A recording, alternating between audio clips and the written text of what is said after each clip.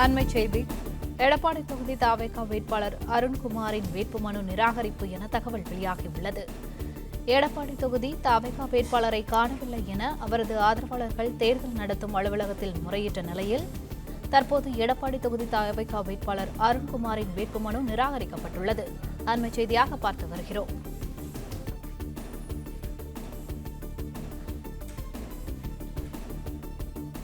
எடப்பாடி தொகுதி தவேக வேட்பாளர் அருண்குமாரின் வேட்புமனு நிராகரிக்கப்பட்டுள்ளது என தகவல் வெளியாகியுள்ளது.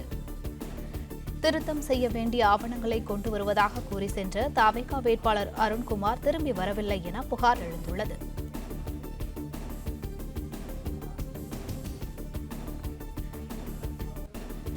எடப்பாடி தொகுதி தவேக வேட்பாளர் அருண்குமாரின் வேட்புமனு நிராகரிக்கப்பட்டுள்ளதாக தகவல் வெளியாகியுள்ளது. எடப்பாடி தொகுதி தவேக வேட்பாளரை காணவில்லை என அவரது ஆதரவாளர்கள் தேர்தல் நடத்தும் அலுவலகத்தில் முறையிட்டுள்ள நிலையில் தற்போது எடப்பாடி தொகுதி தவேக வேட்பாளர் அருண்குமாரின் வேட்புமனு நிராகரிக்கப்பட்டுள்ளது. திருத்தம் செய்ய வேண்டிய ஆவணங்களை கொண்டு வருவதாக கூறி சென்ற தவேக வேட்பாளர் அருண்குமார் திரும்பி வரவில்லை என புகார் எழுந்துள்ளது. இதுகுறித்த கூடுதல் விவரங்களை எமது செய்தியாளர் ஆதிநாராயணன் வழங்க கேட்கலாம். வணக்கம் ஆதிநாராயணன், விவரங்கள் என்ன? வணக்கம்.